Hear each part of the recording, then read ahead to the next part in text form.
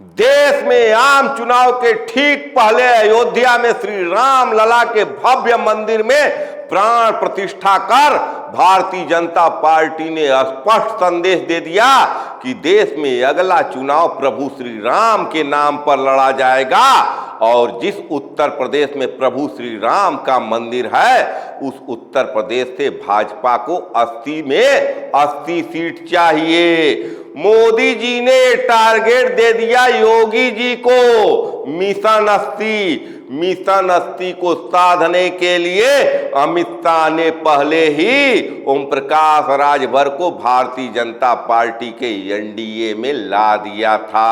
सारा समीकरण सेट था। एक तरफ राममय माहौल और दूसरी तरफ हेमंत सोरेन अरविंद केजरीवाल को जेल में डालकर भ्रष्टाचार पर कड़ा प्रहार। संदेश स्पष्ट था, लेकिन कहां चूक हो गई। देश में आम चुनाव चल रहे हैं, पहले चरण की वोटिंग हो चुकी है और पश्चिमी उत्तर प्रदेश से भारतीय जनता पार्टी को जो संदेश मिला है वो संतोषजनक नहीं है, उत्साहजनक नहीं है। कहीं न कहीं पश्चिमी उत्तर प्रदेश में ही भारतीय जनता पार्टी का मिशन 80 फेल होता हुआ दिख रहा है। और ये बयार जब पश्चिम से पूरब की ओर आएगी, पहले चरण के बाद जब पूर्वांचल में 7वें चरण की वोटिंग होगी, तब तक देश का माहौल क्या रहेगा। बिहार में एनडीए को तगड़ा झटका लग चुका है, महाराष्ट्र में एनडीए फंस चुकी है, कर्नाटका में भाजपा फंस चुकी है, हरियाणा में मनोहर लाल खट्टर की सरकार चली गई है, नायब सैनी मुख्यमंत्री का कार्यभार देख रहे हैं। लेकिन आज के वीडियो में मैं बात करूंगा उत्तर प्रदेश के पूर्वांचल के कुछ सीटों की, जहां भारतीय जनता पार्टी का मिशन 80 तगड़े रूप से गड्ढे में गिर रहा है। गाजीपुर 2019 में भी गाजीपुर भाजपा के हाथ नहीं लगी थी और बहुत उम्मीदें थी कि मनोज सिन्हा के हार का बदला 2024 में लिया जाएगा। लेकिन गाजीपुर में मुख्तार के मौत के बाद अफजाल के पक्ष में एक संवेदना की लहर चल रही है। गाजीपुर में फंस चुकी है भाजपा की नैया। बहुजन समाज पार्टी ने भी सवर्ण उम्मीदवार उतार कर भाजपा को गहरे संकट में डाल दिया है। गाजीपुर से सटी हुई सीट घोंती जहां ओम प्रकाश राजभर के बेटे अरविंद राजभर चुनाव लड़ रहे हैं। ओम प्रकाश राजभर को अमित शाह एनडीए में इसीलिए लाए थे कि पूर्वांचल के सभी सीटों पर फतह हासिल किया जाए। लेकिन ओम प्रकाश राजभर के बेटे ही घोंसी में फंस चुके हैं। एग्जिट पोल, ओपिनियन पोल, कोई भी उनको ये सीट जितवा नहीं रहा है। यहां तक कि गोदी मीडिया भी कह रही है कि घोंसी अरविंद राजभर हार रहे हैं। वहां लड़ाई फंस चुकी है बाल कृष्ण चौहान बसपा के प्रत्याशी और राजीव राय इंडिया गठबंधन के प्रत्याशी के बीच में। ये माहौल बिगड़ क्यों रहा है? हालांकि दोनों सीट भारतीय जनता पार्टी के पाले में 19 में भी नहीं थी। जौनपुर में भाजपा ने बंबई से प्रत्याशी को आयात किया। कभी महाराष्ट्र के गृह मंत्री रहे कृपा शंकर सिंह को कांग्रेस से भाजपा में लाकर भाजपा ने टिकट दिया और उसके पहले खेल हो गया धनंजय सिंह के साथ। धनंजय सिंह जेल में चले गए।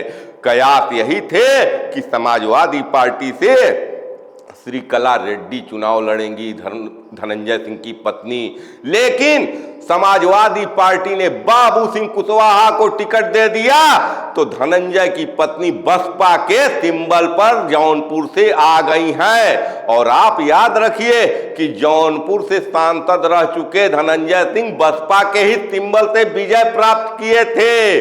तो जौनपुर भी सीट नहीं थी 2019 में। लेकिन मिशन 80 के लिए इन 3 सीटों को जीतना बहुत ही जरूरी था।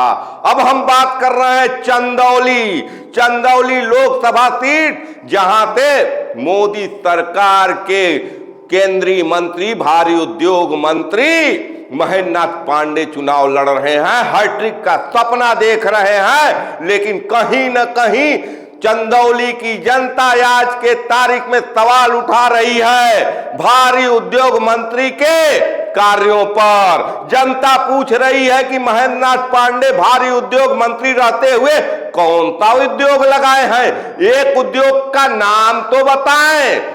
जवाब नहीं है भारतीय जनता पार्टी के कार्यकर्ताओं के पास, नेताओं के पास कि मंत्री जी किए क्या हैं।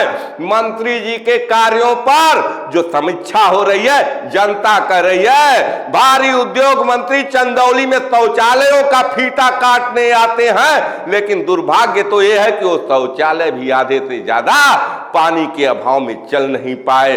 तो मामला फंस रहा है चंदौली में भी, जहां चंदौली में इंडिया गठबंधन ने कभी राजनाथ सिंह के उत्तर प्रदेश सरकार में मंत्री रहे वीरेंद्र सिंह को मैदान में उतार दिया है।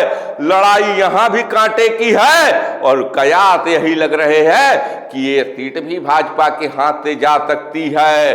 अब हम बात कर रहे हैं भदोही सीट, ब्राह्मण बाहुल्य इस सीट पर पूर्वांचल के विकास पुरुष माने जाने वाले पंडित कमलापति के उत्तराधिकारी ललितेश पति त्रिपाठी चुनाव मैदान में है, वो भी टीएमसी के सिंबल पर। यहां इंडिया गठबंधन के प्रत्याशी ललितेश हैं और ललितेश के मुकाबले भाजपा ने डॉक्टर विनोद बिंद को मैदान में उतार दिया है। मझवा के विधायक हैं डॉक्टर विनोद बिंद, और कहीं न कहीं वहां भी मामला फंसता हुआ दिख रहा है।